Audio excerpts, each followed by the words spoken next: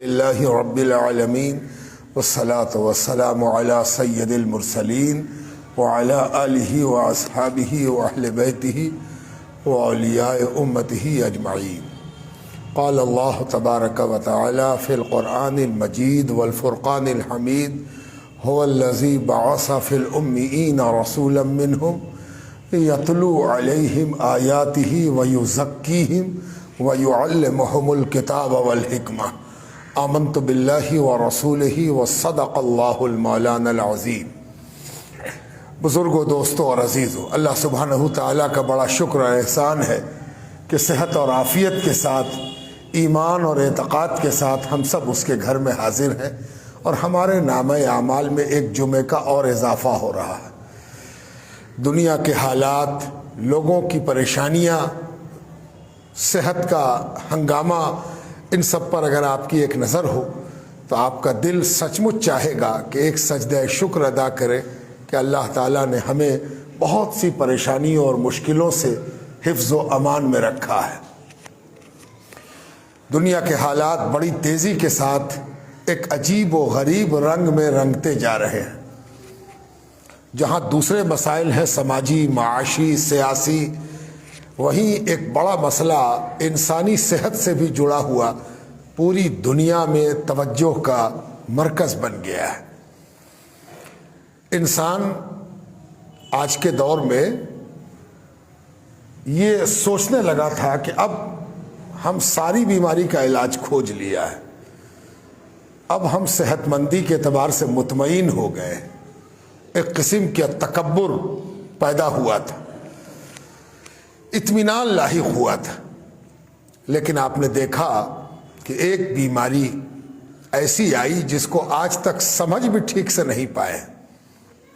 علاج کے سلسلے میں بھی پتہ نہیں کتنی تبدیلیاں، تغیر، تبدل پیدا ہو رہا ہے، لیکن سٹیک علاج آج تک نہیں ہے۔ ایک طرف جہاں آپ سن رہے ہوں گے کہ ویکسین بن رہی ہے، اس ملک نے ویکسین بنا لیا، اس ملک نے ویکسین بنا لیا، اس نے ایک چرن پورا کر لیا، دوسرے چرن میں داخل ہو گیا، لیکن کوئی بھی پورے وشواس کے ساتھ، پورے یقین کے ساتھ یہ کہنے سے مکر رہا ہے، پیچھے ہٹ رہا ہے کہ یہ ویکسین سچ مچ اس بیماری کا علاج ہوگا یا نہیں ہوگا۔ کہنا مشکل ہے، ابھی کوئی فائنل بات نہیں کہی جا سکتی۔ یہ بھی آپ دیکھ رہے ہوں گے کہ جن ملکوں میں سب سے زیادہ صحت کی دیکھ بھال ہے، ہر آدمی کا صحت کارڈ ہے، ان ملکوں میں اس بیماری نے زیادہ دھمال مچایا ہے، بے شمار لوگ مر گئے۔ ہندوستان میں بھی اس بیماری نے تھوڑی دیر سے قدم رکھا، لیکن آپ دیکھ رہے ہیں کہ اس ہندوستان میں بھی جو حال ہے وہ آپ سے پوشیدہ نہیں ہے۔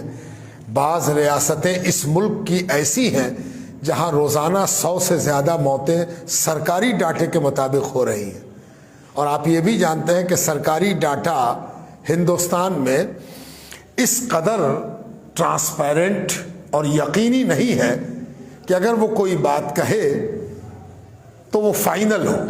مثلاً کوئی کہے کہ دلی میں آج 109 آدمی مرے ہیں، سرکاری ڈاٹا 109 آدمی، مان لیجئے تھوڑی دیر کے لیے وشواس کیجئے کہ 109 آدمی سرکاری ڈاٹا ہے کہ آج کے دن انتقال کر گئے، مر گئے، فوت ہو گئے، تو آپ غور کریں گے تو آپ کو احساس ہوگا کہ کیا ہر آدمی نے سرکار کو نوٹس کیا ہے کہ میرے یہاں ایک موت ہو گئی؟ جتنے لوگ اسپتال میں مرے، جتنے لوگوں نے مرنے کے سلسلے میں سرکار کو انفارم کیا، وہی ہیں 109۔ کتنے لوگ ایسے ہیں جن کو سرکار کو نہ خبر پہنچی، نہ سرکار کو خبر پہنچایا جا سکتا تھا، انتقال ہو گیا، دفن بھی ہو گئے۔ پٹنہ کی ہی مثال لیں تو پٹنہ میں کتنے قبرستان میں رجسٹر مینٹین ہوتا ہے، شاید ہی چند قبرستان ہوگا جس میں رجسٹر مینٹین ہوتا ہو کہ آج فلاں کی میت اتنے بج کے اتنے منٹ پر آئی، وہ فلاں بیماری سے اس کا انتقال ہوا تھا۔ ایسا کتنا قبرستان ہے۔ اب اگر کوئی سرکاری ڈاٹا میں یہ بتائے کہ آج اتنے لوگوں کی موت ہو گئی تو وہ یقینی نہیں ہے، یقیناً اس سے کہیں زیادہ تعداد ہوگی۔ اسی لیے حالات ابھی ہندوستان میں بھی بہت قابل غور ہیں، قابل احتیاط ہیں۔ لاپرواہی، بے حسی، اکڑ، بیجا غرور، بیجا وحشت نہیں ہونی چاہیے۔ سرکار کا جو ڈاٹا آتا ہے اور سرکار کی جو گائیڈ لائن آتی ہے، یہ کیجئے یہ نہ کیجئے، اس کے مان لینے میں کوئی برائی نہیں ہے، کوئی خرابی نہیں ہے۔ بیجا وحشت میں مبتلا ہونا، یہ کرنے سے کیا فائدہ ہوگا، یہ کر کے کیا ہوگا، یہ سب باتیں بہتر نہیں ہیں۔ یہ صرف لڑنے والی پرورتی ہے۔ اگر کوئی فائدہ نہیں بھی ہوگا تو نقصان بھی نہیں ہوگا، اگر کر لیا جائے تو نقصان بھی نہیں ہوگا، جب نہیں کہ فائدہ ہی ہو جائے۔ مثلا ماسک لگانا، سوشل ڈسٹینسنگ کرنا، زیادہ بازار میں نہ گھومنا پھرنا، یہ کوئی ایسی بات نہیں ہے کہ جس سے آپ کو کوئی پریشانی ہو جائے، بلکہ ہو سکتا ہے کہ آپ پریشانی سے بچ جائیے۔ اس لیے بہت سے لوگ آپ دیکھیں گے کہ بحث کریں گے، ماسک لگانے سے کیا ہو جائے گا صاحب؟ ایک صاحب کہنے لگے ماسک لگانے سے نماز ہو جائے گی۔ ایسا لگا جیسے کہ وہ تو زندگی میں ایک ایک قدم شریعت سے پوچھ کے بیچارے رکھتے تھے کہ ماسک لگانے کے بارے میں بھی پریشان ہے کہ شریعت کیا کہہ رہی ہے، شریعت میں جائز ہے کہ نہیں ہے۔ یہ بحث کھول دی انہوں نے ماسک کے حوالے سے۔ اگر کوئی آدمی یہ پوچھے کہ کیا ماسک لگانے سے شریعت پر عمل ہو جائے گا، اس کے مطلب یہ ہوئے کہ پوچھنے والا شریعت کا ہر پل دھیان رکھنے والا ہے، جبکہ ایسی بات ہے نہیں، وہ صرف بحث کرنے کے لیے یہ سب بات کہہ رہا ہے۔ اگر آپ کو بہت خیال ہے کہ نماز میں کوئی دشواری ہو، جبکہ کوئی دشواری نہیں ہے، اس لیے کہ آپ نے اپنی طبیعت سے نہیں پہنا ہے، فیشن سے نہیں پہنا ہے، ضرورتاً پہنا ہے، تو ضرورتاً کوئی کام کیا جائے تو وہ جائز ہوتا ہے، اور اگر ضرورتاً نہ کیا جائے تو پھر جواب دہی ہوتی کہ آپ نے ایسا کیوں کیا۔ تو یہ تو ایسی ضرورت ہے کہ وہ کام کرنا پڑ رہا ہے، اس لیے لازم۔ اور اس پر بھی اگر آپ کی طبیعت نہ بھرتی ہو تو جس وقت آپ نماز پڑھ رہے ہو ماسک کو نیچے کھسکا دیجئے، نماز پڑھ لیجئے، سجدہ کر لیجئے، نماز پڑھ کے جب آپ فارغ ہو جائیے پھر ماسک لگا لیجئے۔ اس لیے نہ کرنے کے بیسیوں بہانے ہیں، اور نہ کرنے کے لیے صرف وحشت ہے۔ بات کو ماننا چاہیے، سینیٹائزیشن کی طرف بھی جانا چاہیے۔ اپنے آپ کو آپ جس طرح کا سینیٹائزیشن کیجئے، کوئی ضروری نہیں ہے کہ آپ وہی لکوڈ لگائیے۔ اگر لگتا ہے آپ کو کہ لکوڈ میں کوئی ایسی چیز ہو سکتی ہے جو شریعت کے منافی ہو، تو بتایا گیا کہ کچھ دیر تک ہاتھ دھوئیے صابن سے۔ اگر آپ کے پاس صابن ہے تو صابن کو اگر 2 منٹ تک آپ ہاتھ پر لگا کے ہاتھ کو ملتے رہتے ہیں تو یہ بھی سینیٹائزیشن ہو گیا۔ لیکن اگر آپ سینیٹائزیشن سے گھبرا رہے ہیں، بیجا گھبراہٹ آپ کو ہے، تو غلط ہے۔ قاعدے سے وضو کیجئے، وضو تو بہترین سینیٹائزیشن، لیکن بشرطے کہ وضو قاعدے سے ہو، وضو بے قاعدہ نہیں ہونا چاہیے۔ عام طور پر وضو کرنے والا ذرا سی بے خیالی برتے تو کہنی کھلی رہ جاتی ہے، بعض دفعہ لوگوں کا پیچھے کا ہاتھ سوکھا رہ جاتا ہے، اب وضو کر لیتے ہیں، ارے اس میں تو وضو ہی نہیں ہوا۔ وضو سے سینیٹائز تو فائدہ ہے، وضو کا نتیجہ ہے سینیٹائزیشن، تو وضو ہوا ہی نہیں تو نتیجہ کہاں سے آ جائے گا؟ پہلے تو قاعدے سے وضو ہو، اس کے بعد میں وضو کا نتیجہ سامنے آئے گا۔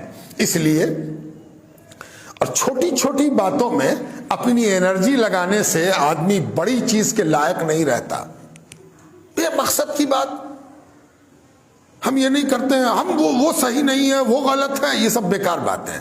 بھرپور کوشش کرنی چاہیے کہ آپ کے پاس ماسک ہو، اپنی ذلت و رسوائی سے بھی بچیے اور اپنے لیے خطرے سے بھی بچیے، سوشل ڈسٹینسنگ سے بچیے، کوشش کیجئے کہ لوگوں سے الگ رہیں،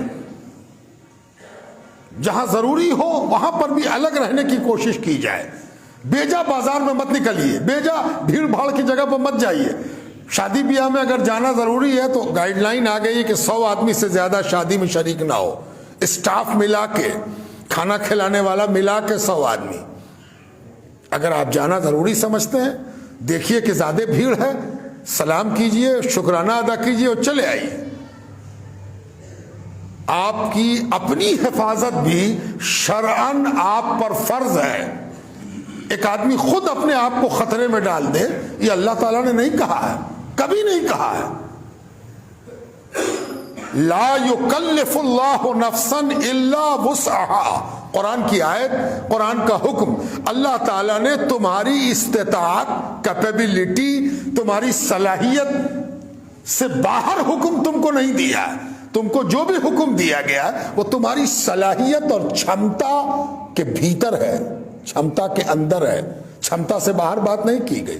مثلا ایک چھوٹی سی مثال لیتے ہیں، ٹھنڈے کا زمانہ آ گیا، ہم میں سے ہر آدمی سو کو اٹھا، وضو کیا، فجر کی نماز میں چلا آیا۔ ہو سکتا ہے کہ آپ کو بہت ٹھنڈا لگے، تو اگر آپ پانی گرم کر لیجئے، چاہے گیزر سے کیجئے، چاہے وہ گرم والے ڈنٹے ڈال کر کے گرم کیجئے، جیسے بھی گرم کیجئے۔ کوئی آپ سے کہے کہ ارے بھائی تم تو پہلے بغیر گرم کیے پانی سے وضو نہیں کرتے تھے، آج کیا ہو گیا؟ تو اس کو بتائیے کہ اللہ نے منع نہیں کیا ہے۔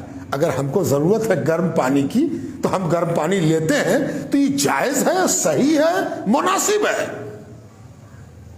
تو جیسے عام دنوں میں کیے جانے والے وضو سے جاڑے کے وضو میں فرق آ گیا کہ جاڑے میں جو وضو کیا جائے گا وہ گرم پانی سے کیا جا سکتا ہے، اسی طرح ضرورت کے مطابق مسئلہ بدلتا ہے۔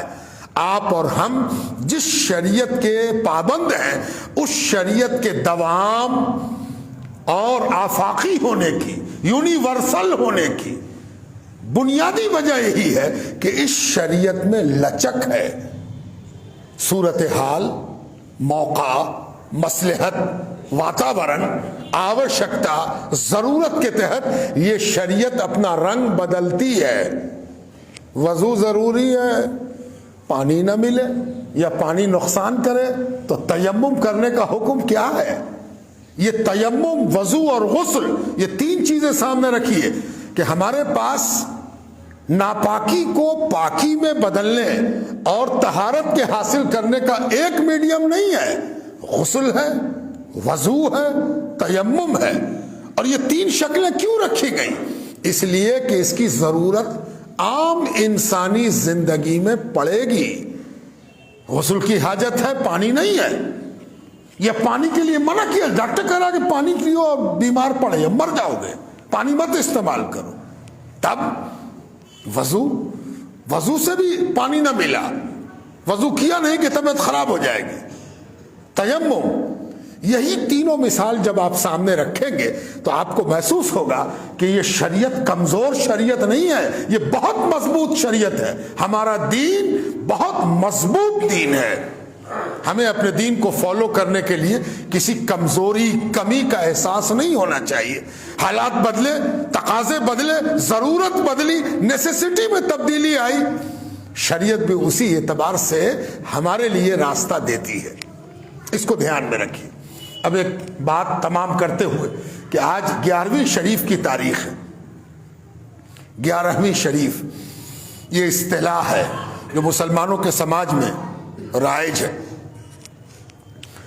اگر آپ کو اس اصطلاح کا علم نہیں تو اس کے مطلب یہ ہے کہ آپ نئے زمانے میں زیادہ رنگ گئے ہیں اور اپنے سماج سے آپ دور ہو گئے ہیں۔ یہ جو مسلمانوں کا سماج ہے، اس میں نبیوں اور ولیوں سے گہرا تعلق ہے، اور یہ تعلق کسی نے پیدا نہیں کرایا، کسی کی مجال بھی نہیں کہ پیدا کرا دے۔ آدمی ڈور ٹو ڈور، مین ٹو مین، کوئی آدمی محنت کر کے کامیاب نہیں ہو سکتا۔ یہ جو کچھ ہے جانتے ہیں کیوں؟ یہ نبیوں اور ولیوں سے جو ہمارا آپ کا تعلق ہے، روز کا تعلق، مہینے کا تعلق، دن کا تعلق، کیوں ہے جانتے ہیں؟ اچھا، کیوں جاننے سے پہلے تھوڑا سا تعلق جان لیجئے، تو پھر آگے بڑھ کے کیوں تک پہنچتے ہیں۔ تعلق کیا جانتے ہیں آپ؟ پہلا تعلق یہ کہ آپ جس محلے میں رہتے ہیں وہ اکثر بزرگوں کے نام پر ہے۔ اب آپ میتن گھاٹ میں آئے ہوئے ہیں، کہاں جا رہے ہیں بھائی؟ میتن گھاٹ جا رہے ہیں۔ تو میتن کون تھے؟ اللہ والے تھے، ہے نا؟ اس سے پتہ چلا کہ اللہ والوں سے ایک رشتہ یہ ہے کہ وہ میرا ایڈریس ہے، وہ میرا پتہ ہے، وہ میری شناخت ہے۔ آپ کہاں رہتے ہیں؟ کسی اللہ والے سے اس جگہ کا رشتہ، تعلق ہے آپ کا۔ ایک تعلق یہ ہے۔ دوسرا تعلق کیا ہے کہ آپ دن کا مہینہ دن جب جوڑیں گے سوموار منگل بدھ ہے نا، تو سوموار کو سوموار کہنا تو زبانی اعتبار سے لسانی اعتبار سے لینگویج پورشن ہے، لیکن جانتے ہیں آپ مسلمانوں کے سماج میں سوموار کو کیا کہا جاتا ہے؟ پیر، پیر کا دن۔ جانیے، نہیں جانتے تو سیکھیے، یہ آپ کا کلچر ہے، یہ تہذیب ہے، یہ تہذیب کہیں ماڈرنائزیشن میں کھو گئی ہے، اس کو آپ کو جاننا چاہیے۔ سوموار سنسکرت کا لفظ ہے، بولنے میں کوئی حرج نہیں ہے، بولیے، بولتے بھی سوموار ہے آج، لیکن ایک چیز آپ کو جاننا چاہیے کہ آپ کے کلچر نے اور آپ کی تہذیب نے آپ کو کچھ اور دیا ہے، ایڈ کیا ہے۔ تہذیب کا کام کیا ہے؟ پلس کرنا، ایڈ کرنا، اور تہذیب کا کام کیا ہے؟ جو چیز وہ ایڈ کرائے گی اس سے آپ کی شناخت ہوگی، آپ کی پہچان ہوگی، آپ کی آئیڈینٹی ہے آپ کا کلچر۔ تو سوموار کو کیا کہتے ہیں؟ پیر۔ پیر کے معنی کیا ہوتے ہیں؟ بڑا، بزرگ، مہان، ہے نا؟ تو پیر کا دن، بزرگ۔ فوراً اس کلچر کا تعلق ہمارے نبی سے ہے کہ ان کی ولادت کس دن ہوئی؟ بالاتفاق پیر کے روز ہوئی، سوموار کے روز ہوئی۔ تو نبی جس دن پیدا ہو اور نبی زندگی بھر جس دن روزہ رکھے، اور پوچھا جائے کہ یا رسول اللہ آپ ہر سوموار کو روزہ رکھتے ہیں، تو نبی کا ارشاد ہو کہ اسی دن میری ولادت ہوئی تھی، تو اس سے پتہ چلا کہ ہم اس نبی کی امت ہیں جو اپنی پیدائش کے دن کو نہیں بھولتا تھا۔ تو کم سے کم ہمیں اپنے نبی کے پیدائش کے دن کو کلچرلی، سانسکرتک روپ سے ایک ایسی پہچان دینی چاہیے جو ہماری پہچان بن جائے۔ تو سوموار کو پیر کہا جاتا ہے، پیر کا دن۔ اب دوسرا دن سنیے، ایک دن کا نام آپ اور سنتے ہوں گے کہ بدھ کے بعد ایک دن آتا ہے، ایسا بھی دن آپ نے نہیں سنا ہوگا جو رات سے جانا جاتا ہو، جمعرات۔ یہ کون دن ہے بھائی؟ جمعرات، اس دن کو آپ رات کہہ رہے ہیں، ہے نا؟ بدھ کے بعد کون دن آتا؟ جمعرات۔ اچھا، ارے دن ہے بھائی، اس کو رات کیوں کہہ رہے ہو؟ پتہ چلا کہ میرا کلچر ہے، مسلمانوں کی تہذیب میں، مسلمانوں کی شریعت میں ہفتے میں ایک رات بڑی اہمیت رکھتی ہے۔ وہ کون سی رات ہے؟ وہ جمعے والی رات ہے، جمعے کی رات۔ اور آپ کو تو یہ معلوم ہے کہ رات پہلے آتی ہے تب دن آتا ہے، یعنی جمعہ جس میں آپ اور ہم بیٹھے ہیں، اس کی رات گزر چکی، اس کی رات کل تھی۔ اس کی رات کب تھی؟ جمعے کی رات کل تھی۔ کل کا جو دن گزرا اور اس کے بعد جو رات آئی تھی جس کو گزار کے ہم آج دن میں بیٹھے ہیں، وہ کیا تھی؟ وہ جمعے کی رات تھی۔ اتنا امپیکٹ پڑا شریعت کا سوسائٹی پر کہ سوسائٹی نے اس کا نام ہی کر دیا جمعرات، یعنی آج وہ دن ہے جو جمعے کی رات والا دن ہے، آج جو رات آنے والی وہ جمعے کی رات ہے۔ اس پر دھیان نہیں دیتا آدمی، یعنی ہوشیار کرتی ہے ہماری تہذیب، ہماری سنسکرتی ہمیں بیدار کرتی ہے، اٹھاتی ہے، اٹھو اٹھو۔ جانتے ہو آج کون دن ہے؟ آج وہ دن ہے جس میں رات جو آئے گی وہ جمعے والی رات ہوگی، مانگنے کی رات ہوگی، گر گرانے کی رات ہوگی، عقیدے کی رات ہوگی، ایمان کی رات ہوگی۔ جس نے رات کو آباد نہیں کیا اس کو دن کو آباد کرنے کا حق نہیں ہے، اللہ معاف فرمائے۔ اسی لیے جمعے کی رات کی عظمت، اگر جمعے کی عزت تم کو سیکھنا ہے تو رات سے شروع کرنا ہوگا، رات سے دن میں آؤ گے، اور رات کو بھول گئے تو دن کو کیا۔ اب جانتے ہو سب سے بڑی عید کی خوشی کس وقت ہوتی ہے؟ چاند دیکھ کے، ہے نا؟ تو معلوم ہے سب، ارے چاند ہو گیا، اللہ، چھوٹے بڑے سب کچھ ہو گئے۔ ابھی عید نہیں ہوئی ہے تو چاند دیکھ کے خوش کیوں ہو گئے؟ عید ہو گئی اس لیے کہ رات ہو گئی ہے، اور عید کی رات ہے، یہ دوسری رات نہیں ہے۔ چاند نہیں نکلتا تو عید کی رات نہیں ہوتی، رمضان کی رات ہوتی۔ چاند نکل گیا تو عید کی رات ہے نا؟ اب تیسرا، اب ہم آ گئے دن سے، آ گئے اب ہفتے کی طرف آ گئے، اور ہفتے کی طرف جانے سے پہلے ایک دن اور یاد کر لیجئے۔ ایک دن کو ہمارے ہاں کہا جاتا جمعہ، ہے نا؟ یہ روز جمعہ بھی یہ ہماری شریعت تہذیب کا حصہ ہے۔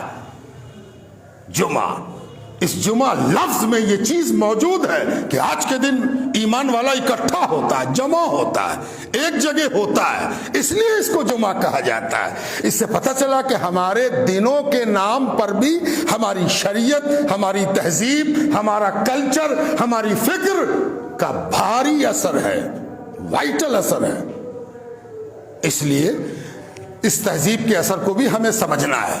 اب جب اس سے آپ آگے بڑھیں گے تو مہینے میں قدم رکھیں گے، تو مہینے میں جب قدم رکھیں گے تو ایک نام تو آپ لگاتار چلا آ رہا ہے، محرم، سفر، ربیع الاول اپنا کرتے چلے آ رہے ہیں، لیکن آپ تہذیبی طور پر جب اپنے مہینے کے ناموں کا اندازہ کریں گے تو آپ کو محسوس ہوگا کہ کسی مہینے کا نام 12 وفات ہے، کسی مہینے کا نام 11ویں شریف ہے، کسی مہینے کا نام مدار ہے، کسی مہینے کا نام خواجہ معین الدین ہے۔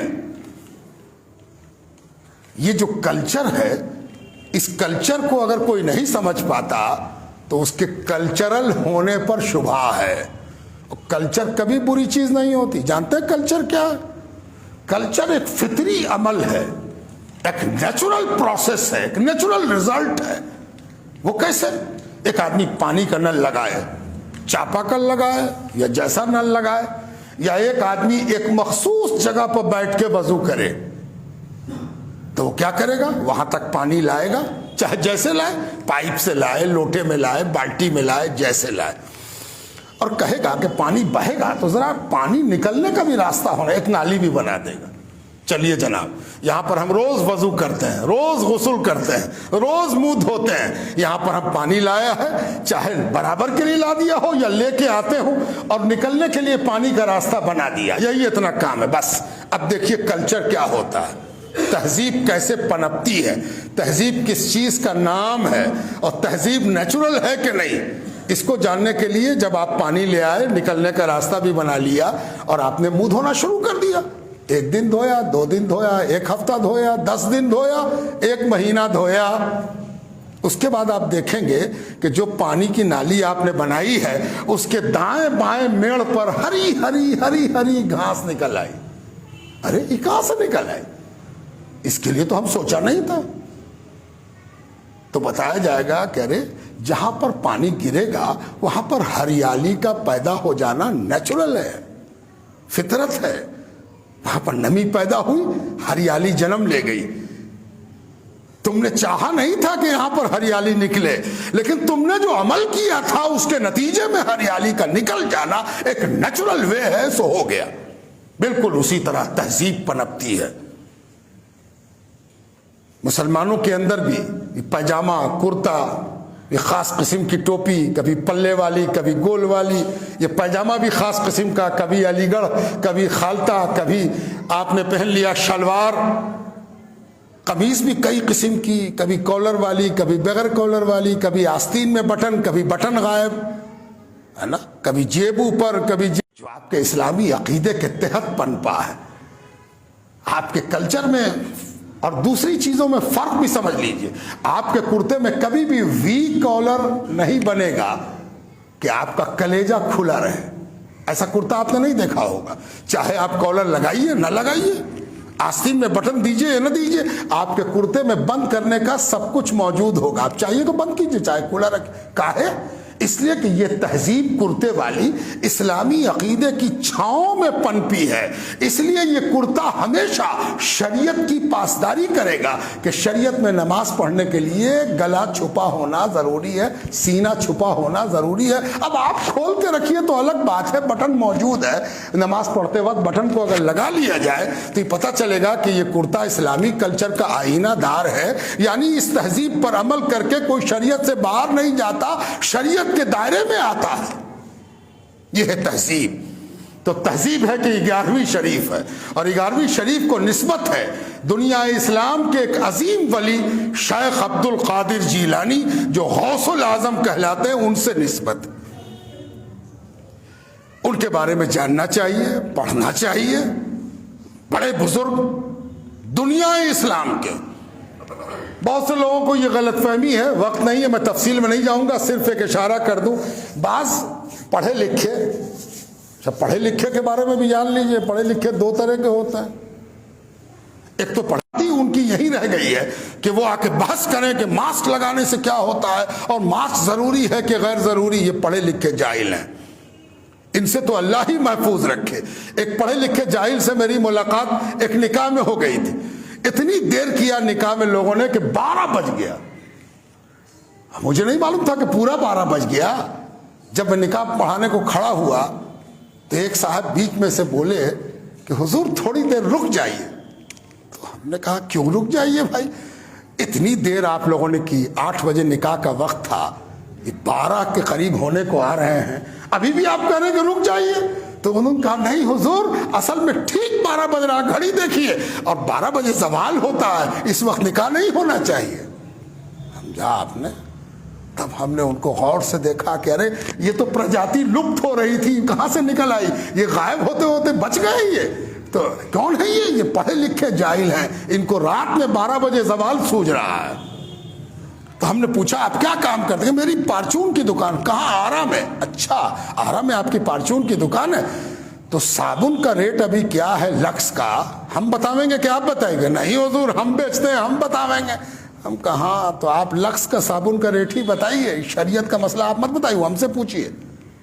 12 بجے رات میں سوال ان کو سوج رہا, 8 سے 12 بج گیا, اور 12 بجے رات میں بھی نکاح نہیں ہو, اس لیے کہ ابھی زوال کا وقت ہے. 12 بجے نکاح نہیں ہونا چاہیے, پوری گھڑی 12 پر ہے, دیکھ لیجئے 12 بجا ہے. تو یہ پڑھے لکھے جاہل سے اللہ بچا کے رکھے. یہ جو پڑھے لکھے جاہل ہیں یہ ہر جگہ پائے جاتے ہیں بیچارے, اور سوئے رہتے ہیں جوالا مکھی کی طرح, پتہ نہیں کب پھٹ جائیں. وہ بڑا خطرناک جوالا مکھی ہوتا ہے, جس کو دیکھے سے لگے کہ نہیں تو بہت دن سے اس کے اندر سے کوئی ایرپشن نہیں ہوا ہے, اور قریب گئے اور ایک بیک ایرپشن ہو گیا, اللہ کی پناہ, بہت خطرناک جوالا مکھی ہے وہ, ہے نا. تو یہ پڑھے لکھے جاہل جو ہر جگہ پائے جاتے ہیں, وہ آپ کو کہیں نہ کہیں ملاقات ان سے آپ کی ہو ہی جائے گی. اللہ ان سے بچا کے رکھے. یہ سرکار غوث پاک کے بارے میں بعض لوگ آپ سے کہیں گے سب ہندوستانی میں ہے, 11ویں ہے نا. ان سے پوچھا جائے کہ ہندوستان سے باہر کبھی تشریف لے گئے آپ, کبھی باہر جانے کا آپ کو اتفاق ہوا؟ آپ نے ایران کی تاریخ پڑھی ہے, ایران کی تہذیب پڑھی ہے, آپ افغانستان کے بارے میں جانتے ہیں؟ آپ نے ٹرکی کبھی جانے کا اتفاق ہوا, یا ٹرکی کی کبھی تاریخ تہذیب آپ نے پڑھی ہو؟ نہیں. تو سپرلیٹو ڈگری کی چیز ہے, اتنا زیادہ پڑھ چکے کہ اب کہیں جانے کی ضرورت ہی ان کو نہیں ہے. سب ایک سوچی سمجھی وحشت ہے.